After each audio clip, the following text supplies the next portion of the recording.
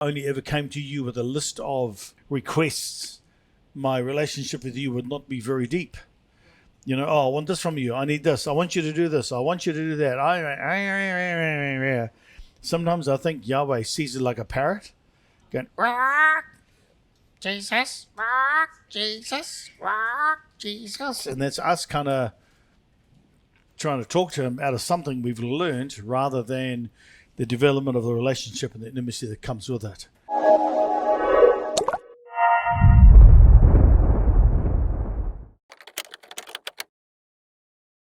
Praying for people, praying for things. Used to spend years and years and hours praying for things, and not that I saw very much change out of all my prayers.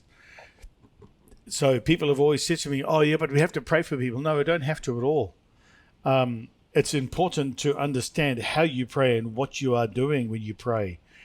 And so praying for me isn't just an action of verbal coming out of my mouth. I'm sure that if I went to, if I only ever came to you with a list of requests, my relationship with you would not be very deep. Oh, I want this from you. I need this. I want you to do this. I want you to do that. Sometimes I think Yahweh sees it like a parrot going, Jesus, Jesus, Jesus. And that's us kind of trying to talk to him out of something we've learned rather than the development of the relationship and the intimacy that comes with it. And so for me, I because of my involvement with intercession and all the years of praying and then never seeing anything change, I was like, something's got to change because this isn't changing anything. And even though, we've been taught we have to pray for people, we've got to pray for Auntie Jane, Auntie Floozy, and we've got to storm the heavens for this, I realized that having someone in my heart and carrying them with me in my day was more effective than praying for them. And thought, I need to do a session on this. I need to do a teaching on how to hold people inside your heart. And there's a few things that are associated with me that are important. When we carry people in our heart, they have to come through 4 or 5 things where they've been welcomed, embraced, accepted, valued, and then enveloped.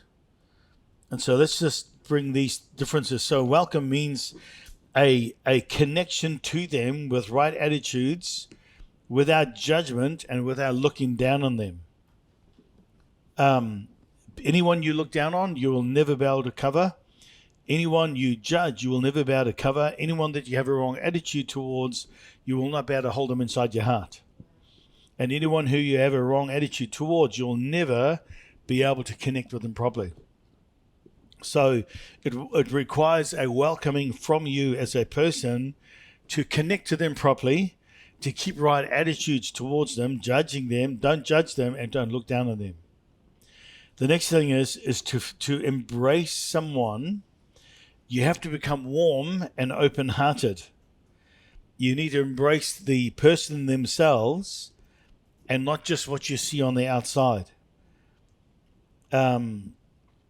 It's amazing how you can look on the outside and judge. There are things for me that I don't like, certain behavioral patterns in creation on humans that I don't like. But when I look at them, I still have compassion for the being that sits inside them, even though their behavior is cruddy. For me, I just look at it like their behavior is sin on their flesh instead of the behavior in their heart that's not visible. Doesn't mean to say I accept it just because I can embrace it. One of the things that you do have to walk your way with, especially if you hold them inside your heart, is accepting them and allowing them to challenge your values, either until you become changed by it or you change the environment. Often close connections and accepting, the biggest struggle we have is the inability to accept what happens if there is no change. The next one is we need to place value. So value is value. I've always framed it this way: is in the eye of the beholder.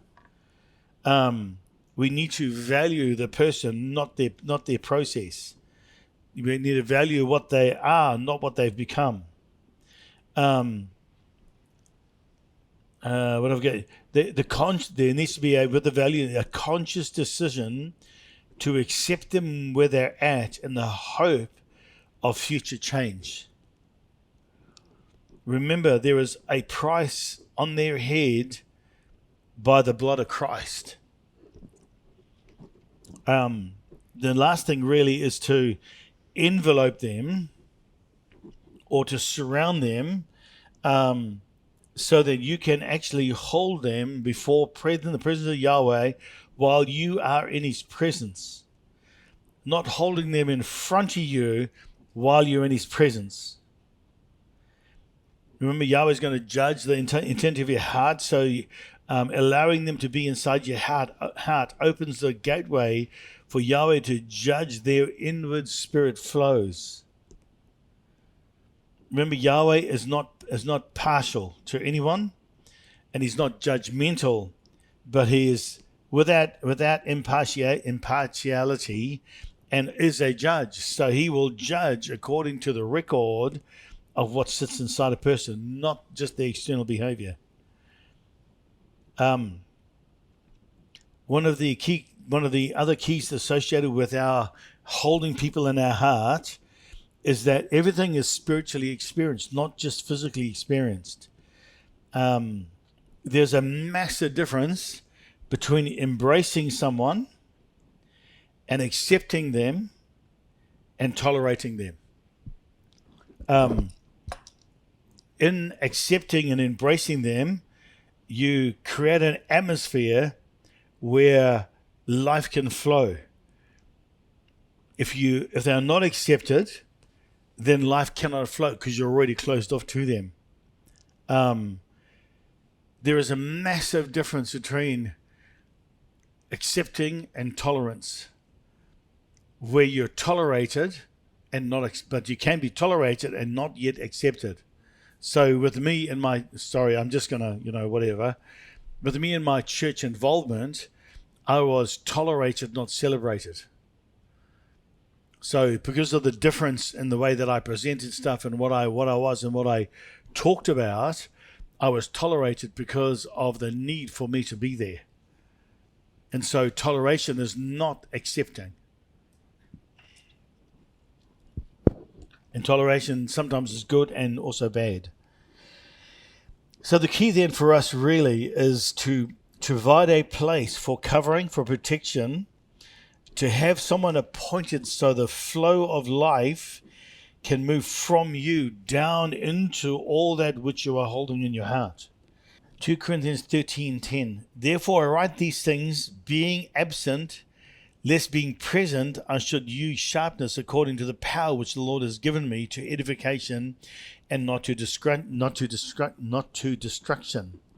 Really, really interesting that if you don't have a relationship with someone, they won't necessarily receive your words as correction to themselves. It's amazing how iron sharpens iron, how a man sharpens the countenance of his friend. The issue with regards to correcting people's lives is all based out of relationship. It's not based out of position. Yet there's a lot in church life today where so much is based on position that they have a right to correct your life because of position rather than relationship. And Paul was very succinct then, saying to them, I write these things in being absent, lest being present I should use sharpness according to the things. So Paul found it a lot easier to write things to others rather than being there because he was so freaking blunt. The biggest thing that we, as a priest of Yahweh, need to understand in our engagement with others, particularly those that are close to you, is the issue of covering and blessing. I have found this whole thing with covering used by so many who lack authority and lack relationship and demand that you come under their covering rather than build a relationship where iron can sharpen iron. You'll always find that I say to people, you are not under my covering. You are a co-laborer with me, walking together in this thing together, where we all have equal responsibility. Even though at times I might be teaching more than you, you still have an equal responsibility to engage. And so I've found that the thing of that like people ask these questions of others that are connected to me. Oh, tell me the covering of the meeting. Tell me the covering of the church. Well, the covering is Christ. That's the true reality, because I don't want any man over it. But it's not about covering. What they're trying to say is that who are they in a relationship with that can bring correction? That's what they're trying to say, but they use this thing of covering as a false pseudo thing. Why? Because of the lack of it in their own life. And most of it comes out of lack of relationship. So where you find lack of relationship, you find people ask for covering. Or people want to be covered because of lack of relationship. And or where covering is enforced because of the lack of relationship. You're in this church, you're in this body, you're in this whatever, therefore you can't do this. But there's no relationship to tell you why you can't do it. I found all of this really interesting. And here's the thing, the moment you get offended in any way whatsoever, that situation or that person or whatever is dislodged out of your heart. And so you'll never be able to hold them anyway. And so for me, it was so interesting, even as a church body, let's have our Sunday prayer time at church where we pray for everyone who's sick. Father, we ask that you'd heal them in the name of Jesus. We ask that you'd do this, blah, blah, blah. How much of it ever worked?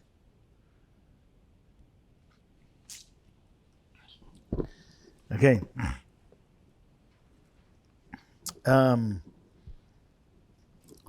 When Yahweh gives us authority over something and power to do what is necessary, it's a lawful act and a right that's been entrusted to act on the behalf of another. That entrustment only flows out of responsibility in relationship. It's very, very destructive and causes destruction if authority and influence over you is wrong and is not lawful and goes beyond what is necessary to act on your behalf. So many people, I find, when we are praying for other people, try and go beyond what is necessary and what legal right you have to act on something. And so because of that legal issue that's associated with it, people get dislodged out of your heart because now you're trying to lord it over them. And that's what Paul said to the masters. Masters, do not lord it over your servants, but rather just entreat them. But because of the necessity for submission and to be seen to be something, people demand submission. In all my Christian life, I've had people demand my submission to them. I find it really weird. All I want is relationship. Give me the relationship and I will happily submit to relationship. But I'll submit to the relationship one-on-one, rather where we can sharpen each other, so that if you're going to correct my life, know this, that I'm going to correct yours too. And it's it's not easy.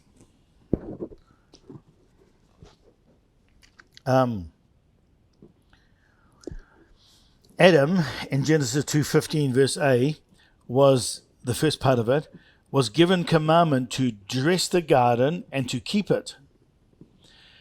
Interesting, this was the original process that Adam was given. To dress means to cultivate and to keep it protected and perfect.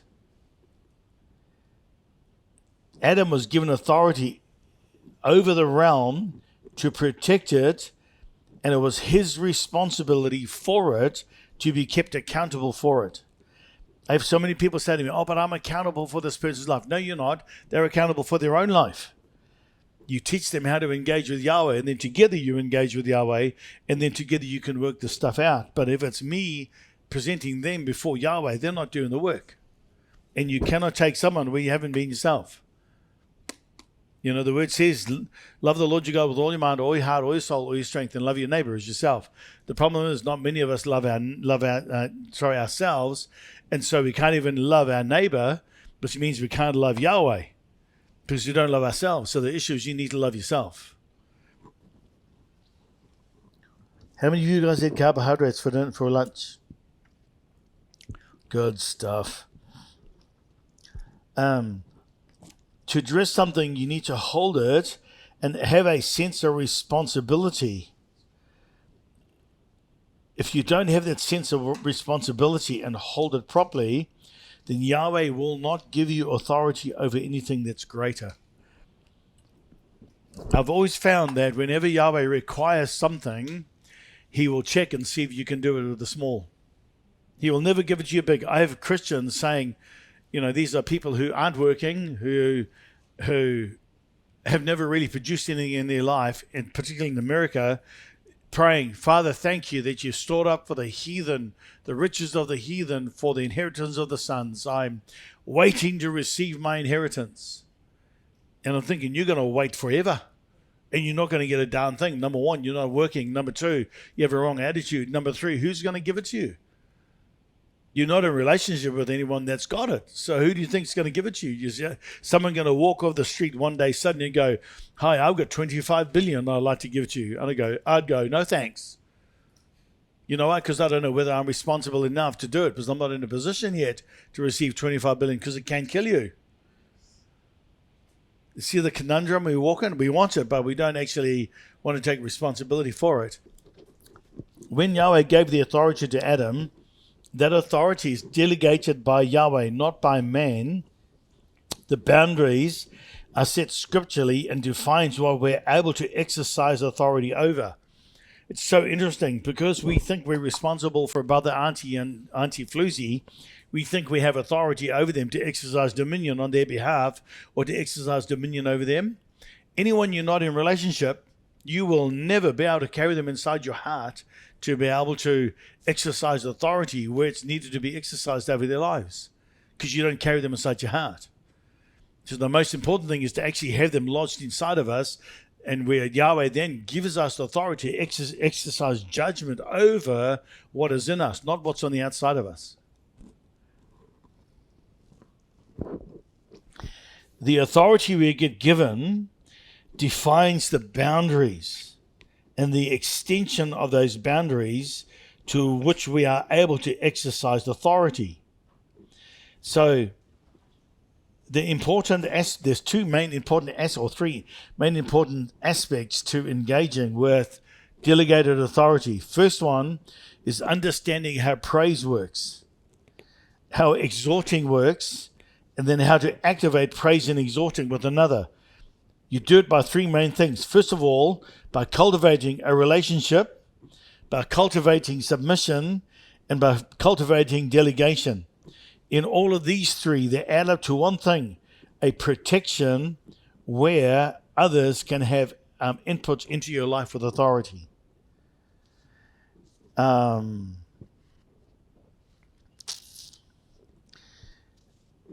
Someone said to me one day, if you listen to the spirit of the man, you can recognize the authority that sits in behind him. Beyond him, if you can see the hand of Yahweh, then you need to learn how to listen and serve until you become the hand of Yahweh to another. When we hold a person in our hearts, we can connect with the spirit realm that is over their life. And in Proverbs 4 verse 23 says this: out of the heart of man flows the issues of life. The key though, is we also need to guard what happens with it. As a leader, it's amazing how your heart can be closed to people, and when it's closed, it affects the flow to them. It's amazing how when you look at, if we look at the church system, now please, I've got nothing wrong with the church system. It's got its day. It's had its day. It's doing its day. People who are sitting inside it, is their day. They can have it. But for me, what I have found is that there is so much that works in behind the scene with regards to all of this, that requires relationship, submission, and delegation, but so often it's limited to what is now and current. Often I find people try and extend into an environment that isn't being given to them with authority. And I've had people say this to me, things like, "Oh, did you ask your senior pastor about that?" No, I don't need to. I'm not in the church when I'm making this decision. I ask Yahweh. If I'm in a relationship with someone, I'll ask them for their opinion, but I don't have to ask for their permission. A slave asks for permission. A son seeks opinion. When you look at what Yahweh did with those that came, when the words are found in, I think it's in Chronicles or Kings, where it says, Yahweh said, "Who will go and tempt my servant Saul?" And Yahweh turned to those on the right and said this, and turned to those on the left and said this. Then an evil spirit came before him and said, "I will go and tempt your servant Saul." And Yahweh asked him where it had come from. And walking to and fro in the midst of all the earth. And so, fascinating for me, that wasn't the part that fascinated me. The part was he turned to those on the right and on the left, seeking their counsel. The reason that I'm in relationship with people isn't to have my opinion swayed. I seek their counsel for two things. First of all, to check their maturity, and secondly, to see where their heart's at in what we're doing and whether they're involved in it. Don't mean this to be heavy. The key for us is to guard our heart. Philippians 1, 6 and 7. Paul says this, that I'm confident that God will perform in you. Really interesting. Also a little bit later on the word, it says this, that I think of you all. Paul's making this statement that I'm confident that Yahweh will perform. And also I'm thinking of you in all of this. And so the word think there means to dwell over and meditate, to focus on and to concentrate on thinking about the best for another's life. So when Paul is thinking about someone or thinking about an environment, he's thinking about it from a place of, I'm thinking about the best I can for the entirety of what would go in here around a person's life. Recognizing that he doesn't own it or have a role over it, but has a role within it to bring help and correction, and also to be able to be presented before Yahweh, where Yahweh's entrusted him with all of this. To dwell and meditate, to focus on. We must recognize that we don't own it, and also that we're in relationship. So the question then is, how do I build this platform to hold people in my heart? Let's look at a whole lot of things here that are important. We must be very aware of what is happening in my heart towards what people are doing. Often when we do that, you will pick up what is happening with them. There are times, like I'm connected to a lot of people around the earth, and in my connection to them, I will just open my heart, turn my face towards Yahweh while thinking about them. And if I do, and I go, I need to text them. So I'll text them. Hey, been thinking about you. Hope you're all good. I never go, hey, praying for you. Because it means, what does that mean? It means that you're praying something you want, that you think Yahweh's spoken to you about. Whereas, hey, got you in my heart. What I'm doing is, hey, I'm just holding you and loving on you. Totally different thing. Our object isn't to pray for someone. Our prayers don't necessarily extend love to them, even though you may think it does. It may extend your will to someone as well. What I do is I hold them in my heart, and in holding them in my heart, I build a relational connection and union with them. And because of that, it gives me oftentimes the power to see what's going on in them. So, a classic example of this is like over the weekend for all of you guys, because I've got your faces, you're in our class for the next 4 weeks. I would just spend part of Saturday just thinking about all you guys. So while you're doing your thing on Friday and working in the garden, I'm not just working in the garden. My heart is going chug, chug, chug, chug, chug, chug, chug, chug, chug, looking at all your faces, thinking about where you're at. Because what often will happen is when you hold a person in your heart, Yahweh will give you access and spiritual knowledge to their life. When that happens, you don't go and start blabbing about it.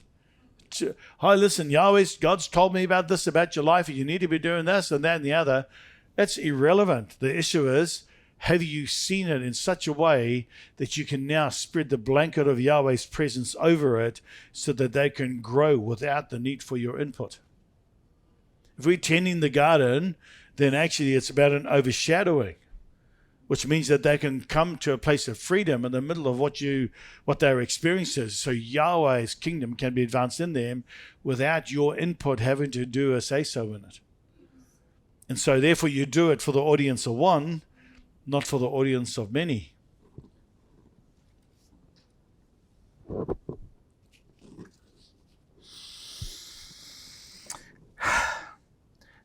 When you hold people inside your heart, oftentimes they become an awareness of what is happening around them. We need to learn to accept responsibility for those that Yahweh has in their heart. So the moment you leave, I can get you out of my heart and put others in there. Not really. Yeah, no, that's stuff you then. No, not really. Often what happens is that when you have someone in your heart and you journey with them for a while, you'll find that there's a lasting connection that happens inside your heart, especially over the next 6 ensuing months. And so often I'll have people text me later in the year going, "Hey, Ian, was thinking about you the other day. Like, what were you thinking? Because I got suddenly aware that you were thinking about me." And it's just like I haven't talked to them for months. And then they'll go, "Hey, Ian, blah, blah, blah, blah, blah." Now, for me, that shows a quantum entanglement that it goes beyond just normal relationships. And that can happen. Now, imagine if everyone you came into contact with, you were able to do that with. Because I believe we can. As a being, I believe we can hold as many people in us as we think we are capable of, considering that Adam was given dominion over the whole earth and to subdue it, which for Adam to subdue it, he had to have it inside his heart. Same with Noah. Noah had to have the whole world inside his heart. Blah, blah. Okay. And so...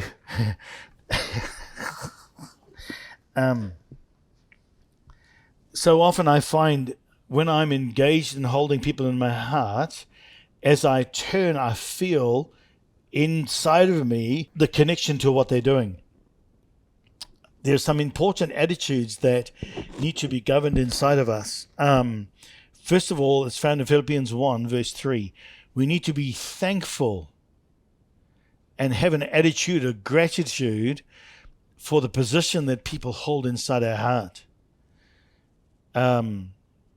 Also, we need to long after them. In Philippians 1, verse 1 and 3 there, Paul talks about how I long after you in the bowels of Jesus Christ. The word long after means a really interesting statement. It means to dote upon like a father would on a grandchild. So if you have anything wrong inside your heart towards someone else, you will not be able to dote on them, because when you dote on someone, you see no wrong. You see no evil and you hear no evil. Fascinating. And so, it's like I've watched this affect the lives of people quite dramatically. If you have someone inside your heart, you are responsible to actually protect it, not just to pray for them. And so here's the question. If you have anyone inside your heart, are you willing to stand in the way of anything coming against them and to take what is coming against them as your responsibility? It'll tell you whether you're in relationship with them or not. And so when you're praying for Uncle John and Auntie Jane in the middle of a church service and someone else is saying, "Oh, we need to be praying for this," or we're having a church prayer meeting and we're praying for the city, do you really love your city? Do you love every single person that's inside that city? Have you got them inside your heart yet? Have you even got your street inside your heart? Do you even know your people down your street? Do you know your neighbors' faces yet and what they look like? Because if you can't do it for them, you'll never be able to do it for your city. Because they're part of your city. If you don't have a peace inside your heart where the door is open to that, you'll never be able to pray for your whole city. Yet what do? We spend a whole lot of time praying for our church. And so we have to love the Lord our God with all our mind, all our heart, all our soul, all our strength, and then love our neighbor as ourselves. When we're not even loving our neighbor, then do we really love Yahweh? So what you hold in your heart is very, very important. One of the key things with holding stuff inside your heart is your focus. What are you focused on? If your focus is on everything else but yourself, dealing with your own stuff, and walking through a journey with Yahweh and intimacy with your own stuff, and is focused on everyone else, then actually you can't take anyone where you've never been yourself.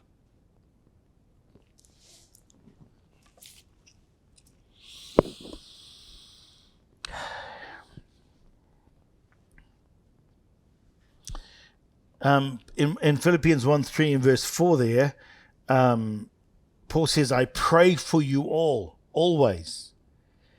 Now, Paul never, he never said, oh, Lord, I want to bless so-and-so's life. I just ask you to get hold of them and you do what you've got to do with them. He would just be in the spirit. Praying for Paul wasn't actually verbal dialogue. Actually, it was a heartfelt engagement towards someone. Paul always maintained an attitude of joy towards those that were around him, particularly those that Yahweh had given him to hold. In Romans 1, verse 8 and 11, Paul goes, I thank my God for you all. Then he goes, I long to see you. It's really interesting. If we don't hold our heart right, we find people can be dislodged out of them really quickly. There are some things that create that dislodgement. Some of them is our expectations of them and what we think they should be. The moment someone is out of your heart, you no longer have input into their life. Even though you might be authority over them, you don't have input into their life. And often what will happen is rebellion will be created in them because of their own behaviors, and in their rebellion, they get dislodged out of your heart, and therefore, when they're dislodged out of that, you can't speak into rebellion. Very, very difficult. But rebellion's your choice, or the person's choice. There's some things that are important with regards to the displacement of people out of heart. We need to be very aware of the necessity for the toleration of failures. It doesn't mean tolerate their behavior, just their failures. The person can correct their behavior by choice, but it's their failures that take time. We also need to maintain the issue of believing what is best for them.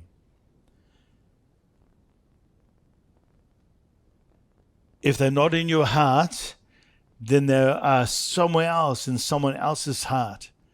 And wherever that is, they've got access to them. It's amazing, eh? It's amazing how the corrupt realm will stand and try to engage with someone who is just lodged out of your heart to cause rebellion in them so that they can then begin to engage with them and come under their covering. When something is in regression, it is dislocated, disconnected, displaced, and dispossessed for one purpose only, to destroy. Yeah. But also the reverse is also completely where submission requires a connectedness to one another, where we prepare to receive in the place of authority, where they are prepared to receive us in a place of authority over them, knowing that we love them, not knowing that we judge them. And the authority is not over them, but within the environment of relational connection to one another. Remember, everything comes back to connection. If someone rebels, reacts, resists against you and who you are, then walk through relational connection with them as a responsibility. You are responsible as you are responsible for those that are around you. We are our brother's keeper in this thing. However, our brother is a keeper of his own junk. And so he must take accountability for, or she must take accountability for their own life where they've resisted, where they've reacted and rebelled. So what are some of the things that get people out of our heart? Busyness. It's amazing how your soul gets so busy that people get dislodged out of your life. Distractions get people out of your heart. How old distractions often will alter your heart attitude towards people.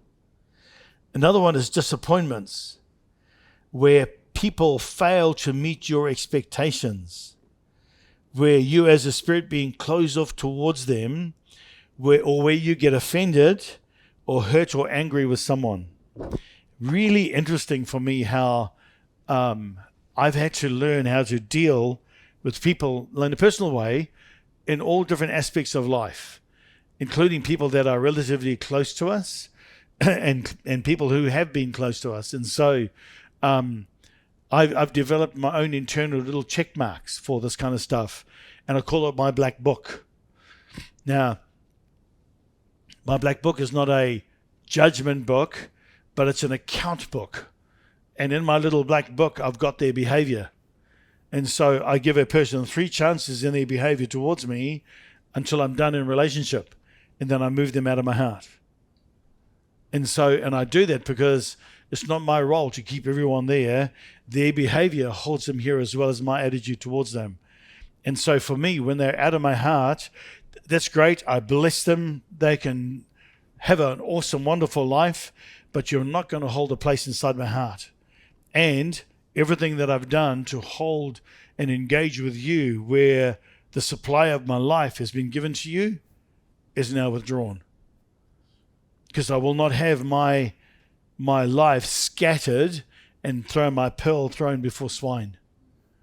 And so there have been people that I've been really close to that have created major issues, and I am no longer in a relationship with them. And they're no longer in my heart. I hardly ever think about them other than at times, I wonder how they're doing. Oh, well, whatever. It's their issue, not mine. I'm on my own journey now. And so they're not close to me any longer.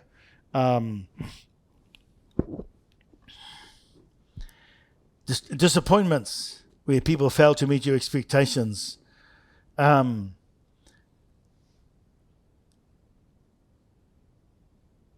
It's really interesting when you look at Luke 22, verse 31, where Christ was talking with Luke. And what's it, Luke? And he said to him, Simon was talking to Simon. Sorry, Simon, Satan has desired to sift you like wheat. Nevertheless, I have prayed for you that your faith not fail. If Christ had been disappointed, he would never have been able to intervene on Simon's behalf. If Simon was out of his heart, he would also never have been able to intervene on his behalf. It's amazing for me how much just having someone inside your heart gives you authority over corruption that sits around a person's life. You sometimes will never be able to change it because of their behaviors, but when it's something that is an attack on their life, then just holding them inside your heart can do more good than praying for them.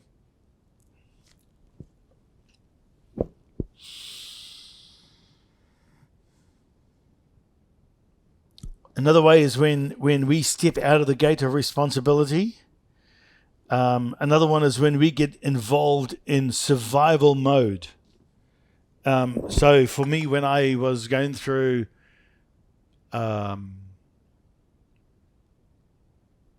Legionnaire's disease, I pushed everyone out of my life. So it started with everyone on the outside of my life. I didn't have room to think about them. over the first 7-day period when I was only got 6 hours sleep in 7 days, pushed everyone out of my life, then very slowly dislodged my children out of my life. And then the only one that was left in my heart was my wife. And the last morning when I woke up and I'd rung the doctor and Kate got up because I'd had an awful night, unable to sleep, hadn't slept for 3 days in a row, blah, blah, blah, sitting in the kitchen, rang the doctor, said, I'm sorry, I'm so sick, I need to come see you, I need an emergency appointment. Kay walked in and she said, what's wrong? I said, I've just rung the doctor, I can't do this anymore, I'm done. And it took me, after I got back, my wife said to me, she hadn't seen me cry so much in my entire married life as I did when I began to recognize what I'd done and having to get my children. I had individual appointments with them, told them what I'd done to put them back into my heart and into my life. And that took me about 3 to 4 weeks of a recovery period of walking through all of that stuff to where my heart then was connected to the right people. So no longer did I have all the clamor of everything I'd all done over there. So in one way, Yahweh used it for my good, but I wouldn't recommend anyone go through it. Just do the work. And so, yeah, don't always keep people inside there that shouldn't be inside your heart. That's what I'm trying to say out of all of that. When you get into survival mode, people can be dislodged out of your heart. Don't stand in the dark room with people. What that means is the dark room is where your the dark room is where your negatives get developed. When you stand in the dark room in your mind and your heart, you'll develop negatives with people, and then what's inside your heart will display and come around you very, very quickly. So let's have a look at the last thing here just to finish with. What does the Father provide Yeshua with? First of all, Yahweh delegated Christ himself with the flock of the earth. So Yahweh gave to Christ all of those that were around them. Through that provision, Christ was able to create a stable environment for others around him to grow. A number of things that Yahweh did for Christ. The first one is found in Luke 3, where Yahweh spoke blessing over his son. You are my beloved son, in whom I am well pleased. It was really interesting. Twice when Yahweh said that, the two different statements, one at his water baptism and one when he came out of the wilderness. You know, the first one when he was born, this is my beloved son. The second one when he came out of his water baptism, this is my beloved son, in whom I am well pleased, rather than just this is my beloved son. Interesting the way that the growth of Christ went from this is my son to this is my beloved son, because of the journey that Christ had gone through. We're no different. We have to go on our own journey so that Yahweh can approve us before others. And when Yahweh approves you before others, he will give you a platform. Not only for others' lives, but also for your own. In Luke 3, verse 22, my son, the word my son creates a sense of belonging, of separation, and speaks intimate value into the person themselves. It provides an identity in who he was and who you are, and a place to where they are going. If you are my son, you will be part of the Father's business. In John 13, verse 3, by speaking and calling out the things that bless and increase the life of a person, that leaves a mark on them. Our role is to call out their blessing. The next thing is to provide a purpose and direction and a vision for the person's life, where we are going and the steps on how to get there. Calling him my son, the Yahweh provided for Christ also was provided affirmation in who he was, about his destiny and his call and the ability to call that forth. Provided a sense of release of the anointing, because when you belong to a family, you bear the record of the family's name. In John 17, all that I have done So Christ is saying this, all that I've done. So Yahweh himself provided meaningful work and training on how to do and what Christ was to do on the face of the earth. The last thing that this provides is what I call holy transference from the head to the body to become the head, a mandate for manifestation. When we hold people inside our heart, we need to learn how to engage with them. It provides a place of ownership and stewardship. It provides a place for spirit life and casual life to blend together. It provides a place for faith to grow regarding the outworking of faith in life. It provides a place for excellence to manifest itself rather than just doing good, and preferences rather than just boldness. A whole lot of stuff that is just really important for us holding people inside our heart. I do it very actively, particularly in a practical way that I do it is I take someone's face and I hold it inside my mind while I'm thinking about their life. When I'm doing that, I'm meditating over them and what is good for them. I learned how to do this, first of all, with my wife's face. So I didn't start with Auntie Jane down the block. I started with those that I'm closest to. So it includes your family. Now, just because you hold them inside your heart doesn't mean to say their behavior is going to change. What it means is perhaps your behavior is going to change towards them, or your attitude will change. And so for me, my wife's face provided protection for me in ministry overseas, because I was seeing so many men of God fail morally in ministry. At that stage, there would have been 9 people of authority that manifested public ministries that were involved in immoral circumstances. And these are well-known people who had come to me going, no one else I can talk to, I need your help, please help me. And so, and this is where Yahweh spoke to me about how to hold people inside your heart, what to do with them. Because when a senior minister comes to you and they go, I've got this issue, I'm like kind of, I just don't want to freaking know. Yet there was trust there. So what I do with it then, I said, I'm gonna brood over you and hold you. And that's where I learned about the framework of holding people in my heart. But I did that with my wife, so that when I see the opposite sex, I see through the lattice work of Kay's face, and I see their face through her face. And I did that by holding them inside my heart. I did that with my children.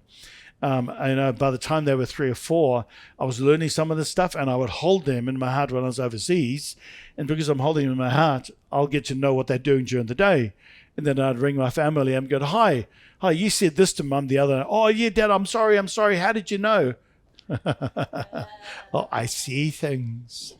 And so, but as I did this, I found that the connectedness to them grew and grew and grew. And so that's what laid the good foundation for the relationship I have with all of my children currently. My son, I would describe Jasher, some of you have seen him. I would describe him as a friend, not a son anymore. He has his own way of expressing things, has his own opinions, happy for him to express them, disagrees with me openly, doesn't really worry us because of relationship. I know this is about Yahweh, is we're inscribed in the palm of his hand, not just his heart, which means that every time he uses his hand, we blueprinted inside there of everything he does. Now, for me, that empowers me to want to argue about stuff instead of just being a yes sir, no sir person. So Yahweh's looking for a good argument. That's why husbands and wives argue, because it's a good way to learn how to mediate. It's a good way to learn how to have your differences and how to have your own opinions about stuff without breaking a relationship. So, okay, awesome. And so my challenge to you then is, over the next week, hold a small group inside your heart. When you're praying in tongues by yourself somewhere at home or whatever you're doing, walking down the park or in the park somewhere, just begin to engage with the faces of the people that are in here, so that over the 4 weeks we all can come to the knowledge of the glory of Yahweh. Amen?